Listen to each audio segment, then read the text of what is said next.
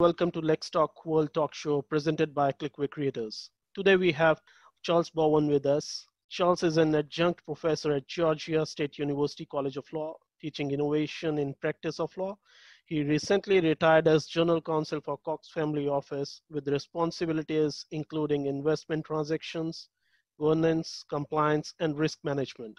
Thank you so much for joining us, Charles. We are pleased to have you with us today. Abi, good morning. It's my pleasure to join you today. Perfect. So can you please tell us more about your professional and personal journey so far? Yes, I would love to. So I started my first legal job out of law school in the U.S. Army as a JAG officer. So we incorporate a lot of the same practices we do in private practice, including teamwork, collaboration, and also working together to achieve objectives. You think of the military as often a one-on-one, a John Wayne or a Rambo, someone going in on their own, but really most large initiatives are a team effort. So I found that to be a valuable experience. I moved to Atlanta in 2002 to start with a law firm downtown, and then joined Cox in the time of Y2K at the turn of the millennium to help them with some public company initiatives during the dot-com era. So Cox was a holding company and did not have any operating businesses under its direct control.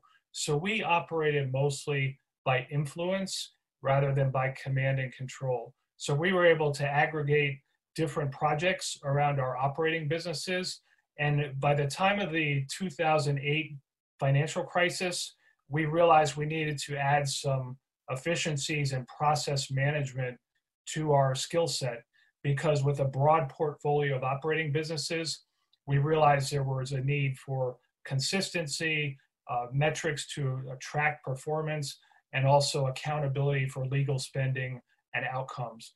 So we were able, with our holding company team, to implement some cross-divisional projects like data mapping to see where our contracts and important legal documents resided, and matter intake to control new legal matters that came into our department so they were staffed correctly and outsourced correctly as needed to our legal law firm partners. And finally, also contract management to ensure that we had templates and ability to have standardized terms and also search features. We have more than 100,000 contracts across the whole enterprise and operating system. So it was a big challenge to ensure consistency and retrieval of data and data quality. So those are some of the projects we were able to do collaboratively across the enterprise. I wrapped up my full-time duties at Cox at year end, and now I teach a class at the law school at Georgia State University here in Atlanta. So I'm able to connect with the students and apply and teach them some of those precepts of project management and collaboration, and how to assess their own inventory of abilities and strengths to apply to law school success and their future careers. Wow, wonderful. What a great journey, starting from Army to a corporate and then now teaching to students at the university. That's really awesome. So how legal industry in US region is impacted due to COVID-19, and as a lawyer, what solutions do you foresee from a legal perspective? Abi, it's been an interesting 6 months to say the least. We have seen a lot of change, some of which was incipient since the global financial crisis 2008, to get more efficiency, better process, and better value from our legal service providers, and also to have more collaboration among lawyers and legal teams to make sure we're getting maximum value from the entire team. I think COVID has accelerated those trends and increased technology adoption and cross-platform collaboration. You know, the idea that you and I would be talking remotely seemed like perhaps an unusual or extraordinary event 5 or 10 years ago. Now it's every day, thanks to Zoom and similar content platforms. Yes. Yes. So that trend has accelerated and is a positive thing. It will increase efficiency and also connect people across different workplaces and bring about one-on-one collaboration. I think there are challenges. COVID has brought some headwinds in terms of in-person collaboration. So some companies like Reed Hastings at Netflix has pointed out, as a creative industry, they rely more on impromptu communications and one-on-one inputs. So that type of casual connection has been diminished by the workplace restrictions and travel restrictions. So like most things in life, COVID has brought positives, but also has brought challenges. And I think it's up to us as teachers and professionals and legal industry thought leaders to make sure that people understand those changes and you know, embrace and accept the ones that are good, and work to improve things that keep us apart and impede productivity. Definitely. So we need to evolve ourselves with the latest technology. That is the best thing, I think, at the moment.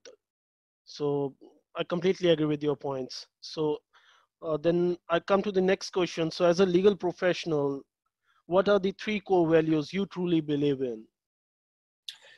Avi, I talk to my students a lot about values in education. I think to align oneself with important principles and lasting values is critical, because that's how we achieve long-term success for ourselves, for our clients, and for the whole legal ecosystem.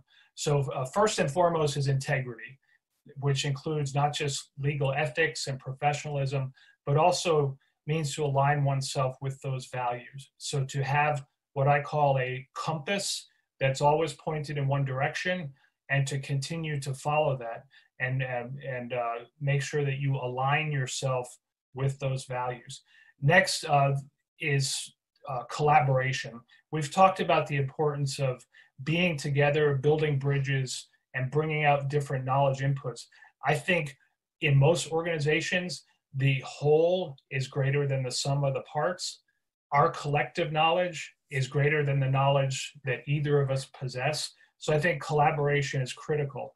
And there's industry studies that show that collaboration increases productivity, it increases individual revenue and success, even within law firms, which tend to be competitive rather than collaborative.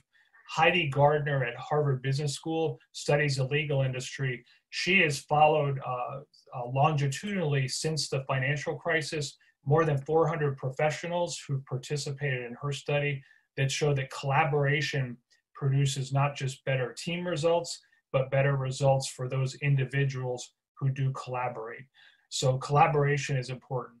And then finally, innovation, which is the name of the class I teach at the law school, which incorporates things like curiosity, asking the question, why? Why do we do certain business practices? Why do we handle matters and interact with clients in the way we do? So it asks the question, why? It involves curiosity and creativity, thinking of how to do things better, more efficiently, and in a new manner where everybody shares credit, but we all contribute to common success. Wonderful. All the points are very important, and I must say teamwork is very important, as you mentioned, collaboration. So definitely this will help. So beside COVID, what trends are you seeing in the legal industry that are driving change? Avi, the textbook that we use in our class is called Tomorrow's Lawyers, and the author is Richard Susskind, who's a well-known futurist and legal industry thinker from Oxford. And he talks about three trends that are shaping the legal industry. The first is a quest for value, that since the 2008 global financial crisis, organizations, including corporate clients, are looking for greater value and greater efficiency. And the legal industry has been slow to adopt to that. There is a productivity challenge that our industry faces. Georgetown's report on the state of the legal market tracks productivity, which is measured simply in hours worked and billed. And since 2008, it's been flat to 1% growth in productivity, and adjusted for US inflation, that's a decline of 24% relative to the US economy. So that's a productivity challenge for the legal profession. So the quest for value is number one. The second, which we've touched on, is the advance in technology. Moore's law says that processing power will double every 2 years. Obviously, legal productivity requires more than technology input, but the impact of technology has been huge. So as firms continue to adopt technology, that will accelerate. His final industry trend he calls regulatory liberalization, which is the ability to open the legal market, which in the US is controlled by state bar limitations on non-attorney ownership of law firms and sharing of revenues. Some states are taking proactive measures to open up their marketplace, but that's been very slow. So as a third vector for legal industry trend, I would probably put regulatory liberalization on hold for a few years because it's been slow going in the United States. And I would substitute collaboration, which is the trend we've talked about, which demonstrates that teamwork and cross-functional practices are needed to handle the growing complexity of legal matters, but also to bring more resources than you or I could bring individually. So those are the 3 or 4 trends I see that continue to shape the legal market. Definitely. And what other books are you reading that are impacting your thinking about legal trends? And So what just do you finished, suggest to our readers? Yes. So I definitely recommend 2. One of them is a bit thought-provoking. It's by Jeff Booth, who's a Canadian technology entrepreneur and futurist.